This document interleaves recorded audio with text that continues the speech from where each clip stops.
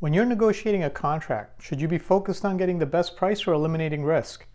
Now, I know that's a hard question to answer because there are so many factors to consider, especially with technology agreements. Is it software or hardware or professional services? Is this mission critical or client facing? Is it direct or indirect spend?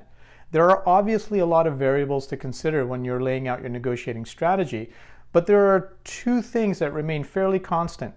Lawyers will always want to minimize risk, and salespeople will always want to maximize revenue. And the real fun begins when these two opposing forces meet.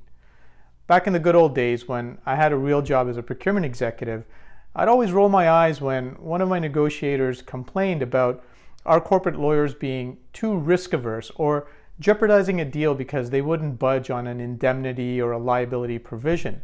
But what they saw as an obstacle in negotiations was actually an opportunity to create leverage. The problem was the negotiator either didn't understand the role corporate lawyers play in the negotiation, or they didn't understand the implications of the terms being negotiated. So what is the role of the corporate lawyer? And this applies to the buy side as well as the sell side. Yes, lawyers want to eliminate risk, but they won't do it at the expense of the deal, because lawyers understand that it's the deals that generate revenue for an organization. But they also understand that risking a data privacy breach or an IP infringement lawsuit may not be worth the deal that's on the table. However, and this is where you as an executive need to coach your negotiators, there are varying degrees of risk, and everything in a contract is quantifiable. So what do I mean by quantifiable? Well, for example, in software deals, the buy-side lawyers always want strong IP infringement language, which basically means the customer is protected if some software developer crawls out of his basement and accuses the supplier of stealing his intellectual property.